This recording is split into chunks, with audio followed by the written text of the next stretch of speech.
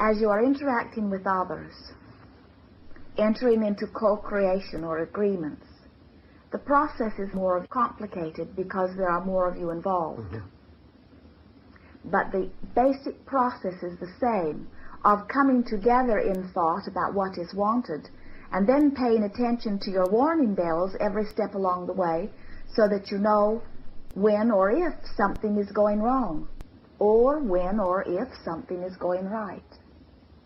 So many of you, as you are in your physical bodies, are wondering why you are here. What is the purpose of my life experience, you say? You have come forth into this physical body, into this physical dimension, because you know you are creator and you are wanting to express that in physical dimension. Your work here in this physical dimension is to define or decide or discern what it is you want at any point in time, and then by the power of your will or your ability to focus upon that which you want, attract it to you. When you are thinking a thought but you are not particularly excited about it or emotional about it, your thoughts do not have great attracting power. You are sort of banging it out in the physical. But when you give thought that brings forth great emotion, now you have accessed the power of the universe. When you are explicit in your thought, then the emotion comes forth. And so your work is to sift through the data of your environment until you are clear about what you want. That is as simply as we can state it.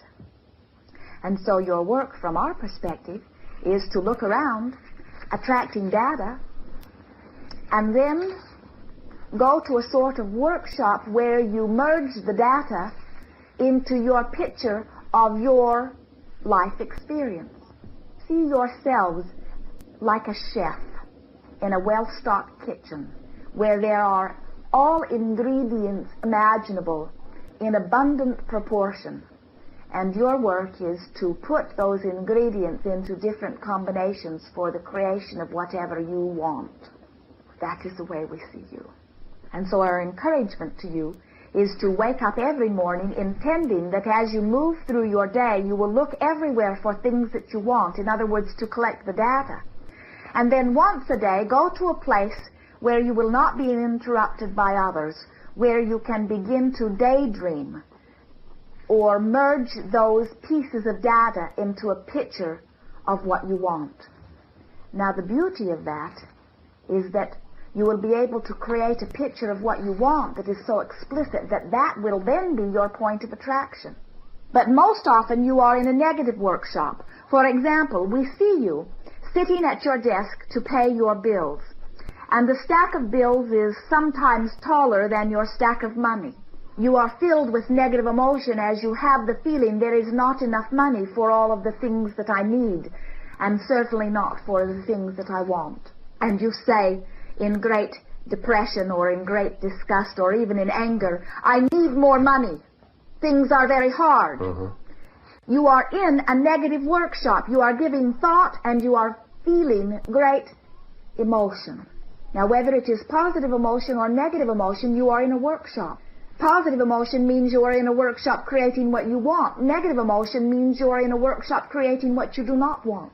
If you were willing to spend 30 days letting your dominant intent in every day be the attracting of things that you like, in other words, go to the stores where the things you like are, go to the places where the automobiles are that you would like to drive, drive through the countryside to see the places you would like to live, watch those who are famous, who are prosperous, watch those who have the personality you seek, watch those who have the health and vitality that you seek, watch those who look and walk and feel the way you would like to look and walk and feel. Let your dominant intent be to see things that you want. For then and only then will you have sufficient data to work on in your workshop. If you have set forth the intent to solicit forth that which pleases you, you will become a selective sifter, and you will not notice so much that which displeases you, while you will notice that which pleases you.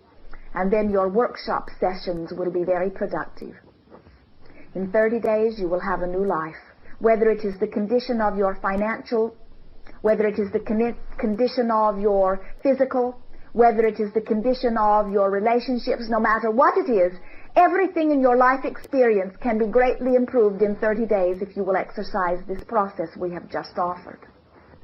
Now you have heard the process regarding individual creating. We will broaden it to your co-creating with others, to your relationships, to your agreements, and we will help you to understand that it is not necessary for you to tolerate those things that you do not want for the sake of getting something that you do want. If you have spent sufficient time in your workshop, you will attract all things that are in harmony with your current wanting. For most, interacting with others in harmony means getting them to do what you want them to do. It seems that that is the mindset of much of your world, wanting to get the others to think like or be like or do like they would prefer doing. And as that is your intent, whether it is in individual creating or whether it is in the organization of your world, you will find yourself not being successful with it, for it defies law. You are not here to get others to be or do or have what you do. There is not one thing that is right while all other things are wrong. We come forth to offer you assistance in understanding the laws that you may effectively create whatever it is that you are wanting.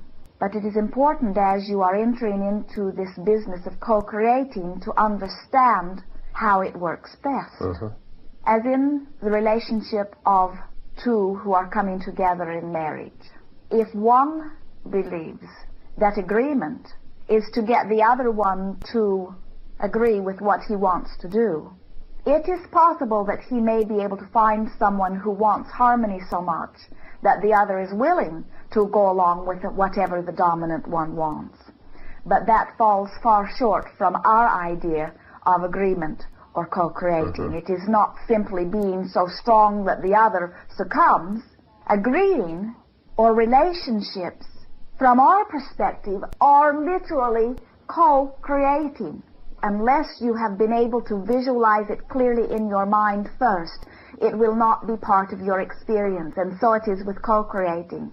The individuals involved must be able to visualize the relationship. And through continuing communication, they will help one another to see what they individually see.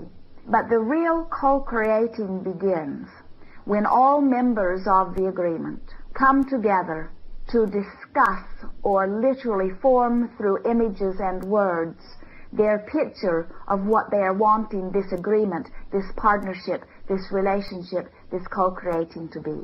All who are involved must participate. Otherwise, they feel as if they are a puppet acting out someone else's desires, and for the most part, they are. We will be discussing two types of agreements. Those that have never been clearly established in the beginning and are now in a great mess that you are trying to work your way out of, and those that you have not yet formed that you will be attracting now from your clear wanting. We are aware that you have organized some questions for us. We will hear your questions as you have segmented them into groups. This recording will give you a general overview. And certainly the process for the attracting or the reorganization of any relationship. We are ready to hear from you.